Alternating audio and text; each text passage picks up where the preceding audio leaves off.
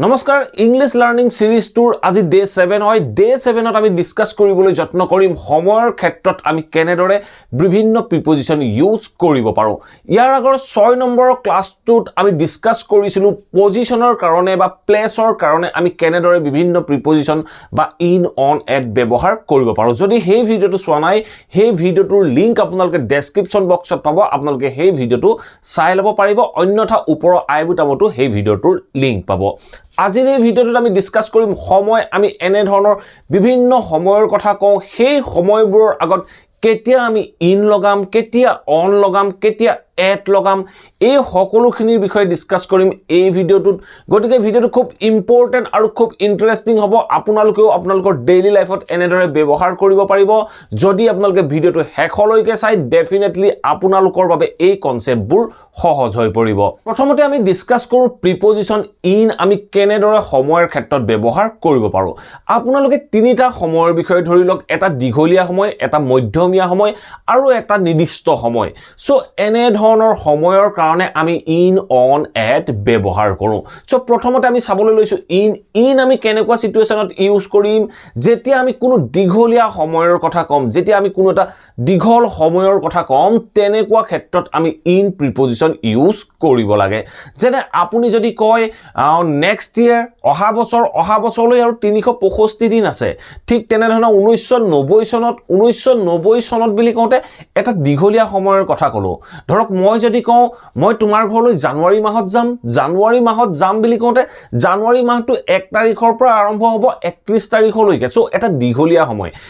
বা মই যদি কওঁ মই সামাৰ ভেকেশনত যাম সামাৰ ভেকেশন আপোনাৰ 1 মাহ চলিব 1 তাৰিখৰ পৰা 31 তাৰিখলৈকে বা 30 তাৰিখলৈকে এটা দীঘলীয়া সময় এনে ধৰণে আমি যেতিয়া কোনো দীঘলীয়া সময়ৰ বিষয় ক'বলৈ যাওঁ তেনেকুৱা ক্ষেত্ৰত আমি সদায় ইন প্ৰিপজিশন ইউজ কৰিব লাগে আমি কেনেদৰে ইউজ কৰিম 2-4টা এক্সাম্পলৰ মাধ্যমেৰে বুজিবলৈ যত্ন কৰো এতিয়া আপোনালোকে বোৰ্ডত কেইটামান এক্সাম্পল দেখি আছে ফাৰ্স্ট এক্সাম্পলটো চাওক কি কৈছে হি ওয়াজ বৰ্ন তেখেত জন্ম হৈছিল কেতিয়া in 1990 চনত তেখেত জন্ম হৈছিল মই কলো যে তেখেত 1990 চনত জন্ম হৈছিল 1990 চনত কোনটো দিনত জন্ম হৈছিল আমি কোৱা নাই কোনটো মাহত জন্ম হৈছিল আমি তাকো কোৱা নাই আমি কৈছো যে 1990 চনত জন্ম হৈছিল 1990 চনত 365 দিন আছিল সো 365 দিনৰ ভিতৰত কোনোবা এটা দিনত তেওঁ জন্ম হৈছিল সো তেনেকুৱা ক্ষেত্ৰত এটা দীঘলীয়া সময়ৰ কথা কওঁতে আমি কলো হি ওয়াজ বৰ্ন ইন 1990 তেখেত 1990 চনত জন্ম হৈছিল ঠিক তেনে ধৰণে এটা সব নেক্সট এক্সাম্পলটো কি কৈছে I will return মানে হল মই ঘূৰি আহিম কেতিয়া in January in December I will return in December মই ডিসেম্বৰত উভতি আহিম এটা ডিসেম্বৰ মাহটো কিমান দিনীয়া মাহ 31 দিনীয়া মাহ সো এই 31 দিনা মাহটোত আমি কোনটো দিনত উভতি আহিম তাৰ বিষয় কোৱা নাই মই যদি কওঁ আপোনাক মই ডিসেম্বৰত আপোনাৰ ঘৰলৈ যাম আপুনি 1 তাৰিখৰ পৰা 31 তাৰিখলৈকে মোলৈ অপেক্ষা কৰি থাকিব নেকি সো মই এটা নিৰ্দিষ্ট সময় ক'ব লাগিব তেনেকুৱা ক্ষেত্ৰত মই অন বা এট ব্যৱহাৰ কৰিম মই এটা কৈছো গোটেই মাহটোৰ কথা কৈছো ডিসেম্বৰ মাহত যাম সো এনে ধৰণে মাহৰ ক্ষেত্ৰত বছৰৰ ক্ষেত্ৰত যেটা দীঘলীয়া সময় আহে তেনেকুৱা ক্ষেত্ৰত আমি ইন প্ৰিপজিশন ইউজ কৰো ঠিক আছে নেক্সট এক্সাম্পলটো চাওক নেক্সট এক্সাম্পলটো কি কৈছে I will go to Simla. So by kota ki koise I will go to Simla in summer vacation.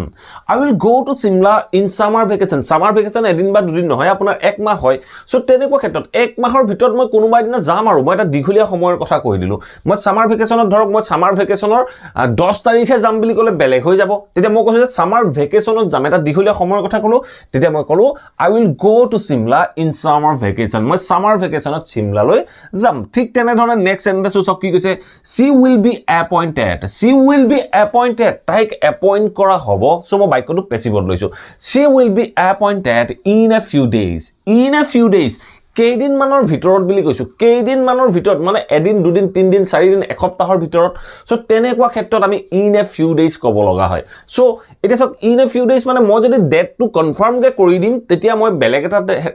প্ৰিপজিশন use কৰিম যদি মই টাইমটো কৈ দিও ইমান তাৰিখে ইমান টাইমত তাইক এপইন্ট কৰিম তেতিয়া মই প্ৰিপজিশন ইয়াত চেঞ্জ কৰিব লাগিব সো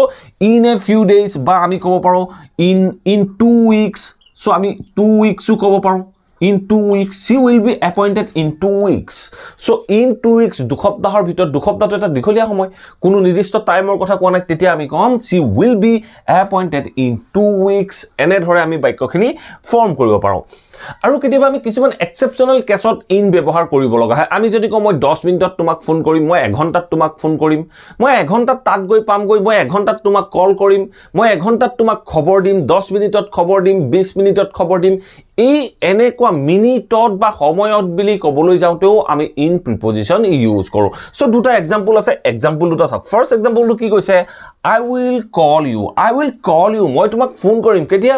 in 5 minutes 5 মিনিটত মই তোমাক ফোন কৰিম I will call you in 5 minutes মই 5 মিনিটত তোমাক ফোন কৰিম বুলি কওঁতে আমি in preposition ইউজ কৰো সো মই কলো I will call you in 5 minutes মই 5 মিনিটত তোমাক ফোন কৰিম ঠিক আছে নেক্সট সেন্টেন্স চাওক কি কৈছে I will reach your home so বাক্যটো চাওক কি কৈছে I will reach your home মই তোমাৰ ঘৰ গৈ পাম কেতিয়া পাম in 10 minutes মই 10 মিনিটত তোমাৰ ঘৰ গৈ পাম তেনেকুৱা ক্ষেত্ৰত মই বাক্যটো কৈছো I will reach your home in 10 minutes মই 10 মিনিটত তোমাৰ ঘৰ গৈ পাম গৈ আৰু এটা ইম্পৰ্টেন্ট পইণ্ট মনত ৰাখি লব যেতিয়া আমি ৰাতিপুৱা বা দুপৰীয়া বা গধূলি বুলি কওঁ তেনেকুৱা ক্ষেত্ৰতো আমি ইন প্ৰিপজিশন ইউজ কৰো যেনে আমি কওঁ মৰ্নিং afternoon বা evening morning afternoon আৰু evening এই কেটাৰ লগত আমি in preposition ইউজ কৰো যদি আমি দুপৰীয়া বুলি noon বুলি ক'ব লগা হয় তেতিয়া আমি at ইউজ কৰো আৰু night বুলি ক'লে at preposition ইউজ কৰো আৰু ধৰক আমাৰ যদি দুক মুকালি বুলি কয় at dawn কওঁ at noon কওঁ at night কওঁ সো এই কেটা এক্সেপচনাল হয় আপোনালোকে মনত ৰাখি লব ৰাতিপুৱা দুপৰীয়া গধূলিৰ লগত সদায় in হয় in the morning in the afternoon in the evening কওঁ আমি at noon কওঁ at night কওঁ at dawn কওঁ সো এই কেটা মনত ৰাখি লব সো আমি মৰ্নিং ৰাতিপুৱা দুপৰীয়া গধূলিৰ ক্ষেত্ৰত কেনেদৰে ব্যৱহাৰ কৰিম দুটা এক্সাম্পল চাওক সো ফাৰ্স্ট এক্সাম্পলটো কি কৈছে চাওক I used to play cricket মই ক্ৰিকেট খেলিছিলো মানে মোৰ ক্ৰিকেট খেলাটো অভ্যাস আছিল I used to আমি ব্যৱহাৰ কৰো অলৰেডি আপোনালোকে যদি মোৰ used to ভিডিওটো চাইছে আপোনালোকে used to কেনেদৰে ব্যৱহাৰ কৰো তাৰ বিষয়ে জানিব পাৰিছে so I used to play cricket মই ক্ৰিকেট খেলিছিলো মোৰ ক্ৰিকেট খেলাৰ অভ্যাস আছিল কেতিয়া in the evening মোৰ আবেলি ক্ৰিকেট খেলাটো অভ্যাস আছিল বা মই আবেলি ক্ৰিকেট খেলিছিলো মানে ৰেগুলাৰ খেলিছিলো মোৰ হেবিট আছিল তেনেকুৱা ক্ষেত্ৰত মই বাক্যটো কৈছো I used to play cricket in the evening ঠিক আছে ঠিক তেনে ধৰণে নেক্সট সেন্টেন্সটো চাওক কি কৈছে I get up early in the morning so বাক্যটো চাওক কি কৈছে I get up মই শুই উঠো কেতিয়া I get up early in the morning মই ৰাতিপুৱা সোনকালে শুই উঠো সো তেনেকুৱা ক্ষেত্ৰত ৰাতিপুৱা দুপৰীয়াৰ কাৰণে আমি in preposition ইউজ কৰো এতিয়া আমি চাও অন প্ৰিপজিশনৰ বিষয়ে আমি যেতিয়া সময়ৰ ক্ষেত্ৰত অন প্ৰিপজিশন ব্যৱহাৰ কৰিবলৈ যাও তেনেকুৱা ক্ষেত্ৰত আমি এটা মিডিয়াম সময়ৰ কাৰণে আমি অন প্ৰিপজিশন ইউজ কৰিব লগা হয় আমি যদি কওঁ এটা কোনোবা এটা ডেটৰ কথা কোনোবা এটা বাৰৰ কথা তেনেকুৱা ক্ষেত্ৰত আমি অন প্ৰিপজিশন ইউজ কৰো মানে এটা মিডিয়াম সময়ৰ ক্ষেত্ৰত আমি অন প্ৰিপজিশন ইউজ কৰো আমি কেনেদৰে ইউজ কৰিম দুই চাৰিটা এক্সাম্পলৰ মাধ্যমেৰে বুজিবলৈ যত্ন কৰো এটা ফার্স্ট এক্সাম্পল চাওক ফার্স্ট এক্সাম্পল কি কৈছে she returned home সো বাক্যটা চাওক কি কৈছে she returned home তাই ঘৰলৈ উভতি আহিছিল কেতিয়া উভতি আহিছিল on 1st January সো বাক্যটা চাওক কি কৈছে she returned home on 1st January প্ৰথম জানুৱাৰী 1 তাৰিখৰ দিনা তাই উভতি আহিছিল মই গুটে মাহটো কোৱা নাই মই যদি কওঁ she returned home in January তাই জানুৱাৰী মাহত উভতি আহিছিল কোনটো দিনত উভতি আহিছিল মই কোৱা নাই এটা দীঘলীয়া সময়ৰ কথা কলো মই দিনটোৰ কথা কোনটো দীঘলীয়া টাইম আছিল তাৰ পৰা মই ছুটি কৰি দিলো এটা মিডিয়াম টাইম দিনটো বুলি ক'লে 24 ঘণ্টা জানুৱাৰী 1 তাৰিখৰ দিনা 24 ঘণ্টাৰ ভিতৰত তাই পাইছিলহি তেতিয়া মই কলো she reached home বা she returned home on 1st January তাই জানুৱাৰী 1 তাৰিখৰ দিনা উভতি আহিছিল যদি মই তেতিয়া স্পেসিফিক টাইমটো আৰু একেবাৰে শৰ্ট টাইম স্পেসিফিক টাইমটোৰ কথা কওঁ তেনেকুৱা ক্ষেত্ৰত আমি at preposition ইউজ কৰিম সো কেনেকৈ ইউজ কৰিম এই এক্সাম্পল কেটাৰ পাছত চাম ঠিক আছে নেক্সট এক্সাম্পলটো চাম নেক্সট এক্সাম্পলটো কি কৈছে the meeting is on Sunday so বাক্যটো চাওক কি কৈছে the meeting is on Sunday so দেওবাৰৰ দিনা মিটিং আছে কেটা বজাত আছে আমি কোৱা নাই দেওবাৰ 24 ঘণ্টা আছে 24 ঘণ্টাৰ ভিতৰত কোনোবা এটা টাইমত মিটিংখন আছে সো তেনেকুৱা ক্ষেত্ৰত আমি কলো the meeting is on Sunday মিটিংখন দেওবাৰে আছে ঠিক আছে ঠিক তেনে ধৰণে নেক্সট সেন্টেন্স সব কি কৈছে I may have to go there so বাক্যটো সব কি কৈছে I may have to go there মানে মই তালৈ যাব লগা হ'ব পাৰে সো বাক্যটো কৈছে I may have to go there মই তালৈ যাব লগা হ'ব পাৰে কেতিয়া I may have to go there on April 15 এপ্ৰিলৰ 15 তাৰিখে মই তালৈ যাব লগা হ'ব পাৰে সো তেনেকুৱা ক্ষেত্ৰত কৈছো এপ্ৰিলৰ 15 তাৰিখে মই ৰাতিপুৱা 7টাত যাম দিনৰ 12টাত যাম গধূলি 8টাত যাম মই তাৰ বিষয়ে কোৱা নাই মই কৈছো যে মই 15 তাৰিখে দিনটোৰ ভিতৰত মই তালৈ যাব লগা হ'ব পাৰে তেতিয়া মই কৈছো I may have to go there on April 15 মানে যেতিয়া আপোনালোকে কোনো বাৰৰ কথা ক'ব কোন তাৰিখৰ কথা ক'ব তেনেকুৱা ক্ষেত্ৰত সদায় on preposition ইউজ কৰিব ঠিক আছে নেক্সট এক্সাম্পল চাওক নেক্সট এক্সাম্পলটো কি কৈছে I went there so বাক্যটো চাওক কি কৈছে I went there মই তালৈ গৈছিলো কেতিয়া গৈছিলো on her birthday তাই বাৰ্থডে ডিনাৰ গৈছিল সো on her birthday ক'ব লাগিব on his birthday ক'ব লাগিব on my birthday ক'ব লাগিব I went there মই তালৈ গৈছিলো on her birthday মই তাইৰ বাৰ্থডে ডিনাৰ গৈছিলো সো এনেকুৱা বাৰ্থডে সানডে মনডে এনেকুৱা ক্ষেত্ৰত আমি on preposition ইউজ কৰিম নেক্সট এক্সাম্পল চাওক নেক্সট এক্সাম্পল কি কৈছে she goes to temple তাই টেম্পললৈ যায় মন্দিৰলৈ যায় কেতিয়া যায় on Mondays so বাক্যটো সব কি কৈছে she goes to temple on Mondays মানে তাই প্ৰত্যেক সোমবাৰে মন্দিৰলৈ যায় তেনেকুৱা ক্ষেত্ৰত আমি বাক্যটো ক'লো she goes to temple on Mondays আৰু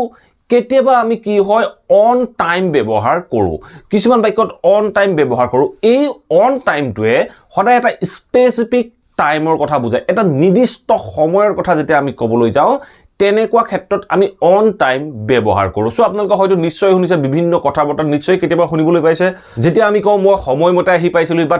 তুমি সময়মতে পাবহি লাগিব তেনেকুৱা ক্ষেত্ৰত আমি on time বুলি ক'ব লগা হয় so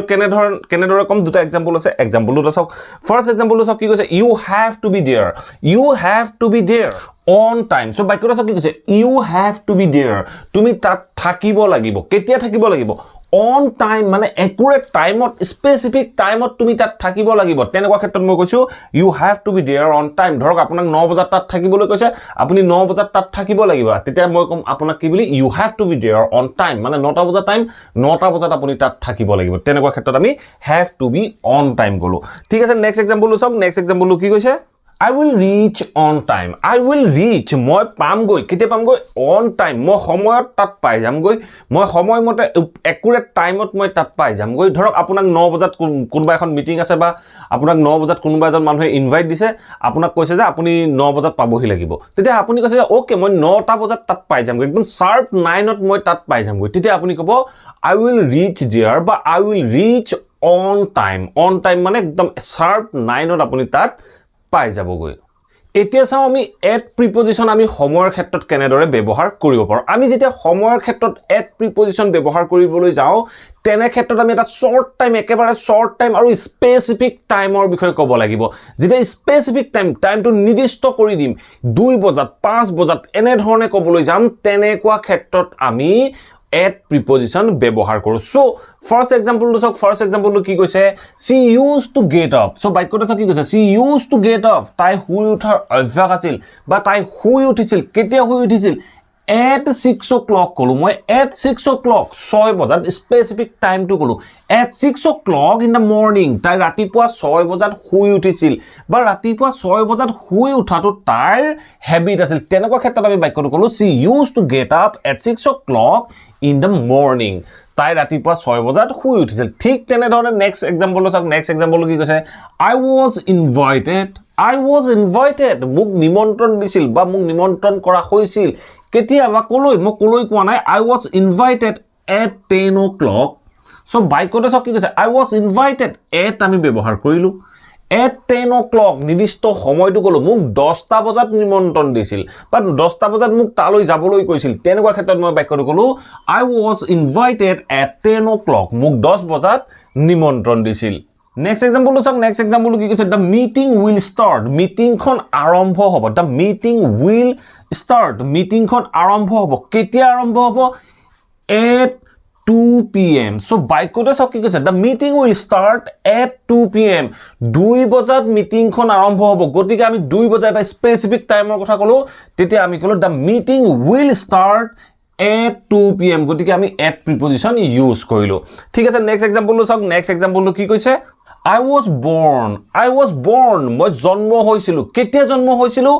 at 6 o'clock in the evening মই আবেলি 6 বজাত জন্ম হৈছিলো I was born at 6 o'clock in the evening মই আবেলি 6 বজাত জন্মগ্ৰহণ কৰিছিলো মানে মই স্পেসিফিক টাইমটোৰ কথা কৈ দিলো মই ক'ব পাৰো যে I was born at 6:30 o'clock in the evening মই আবেলি 6:30 বজাত জন্ম হৈছিলো এনে ধৰণে যেতিয়া স্পেসিফিক টাইমৰ কথা ক'ব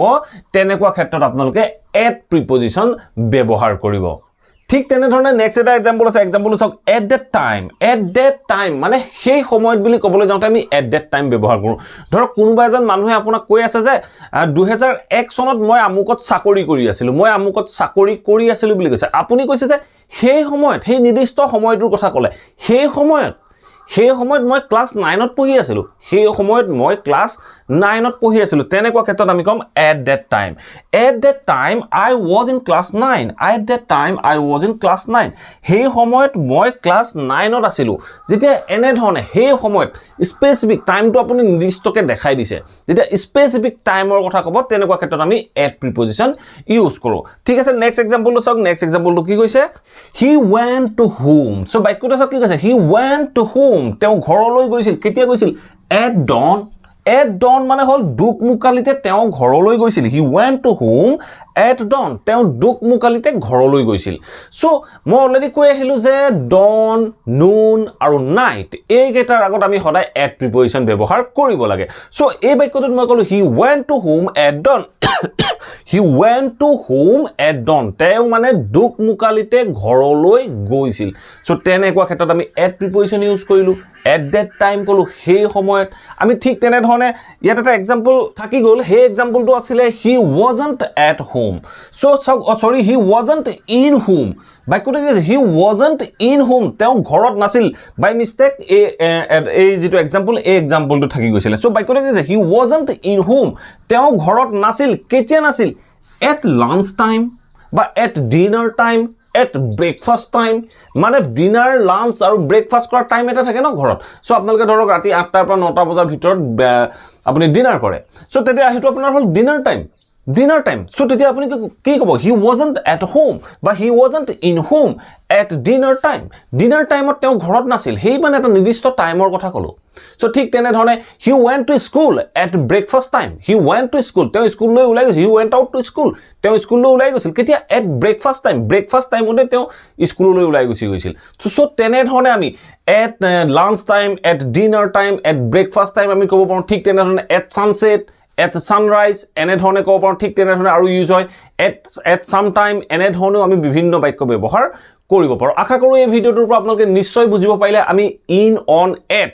সময়ৰ ক্ষেত্ৰত আমি বিভিন্ন বাক্যত কেনেদৰে ব্যৱহাৰ কৰিব পাৰো যদি এই ভিডিওটো ভাল পালে প্লিজ ভিডিওটো লাইক কৰিব আৰু সকলোৰে মাজত এই ভিডিওটো শেয়াৰ কৰি দিব যি সকলে ইংৰাজী শিকিবলৈ বুজিবলৈ যত্ন কৰি আছে যাতে তেখেত সকলে সহজে ইংৰাজীৰ এই কথাবোৰ বুজিব পাৰে আৰু ডেইলি লাইফত এনে ধৰণৰ বাক্য ব্যৱহাৰ কৰিব পাৰে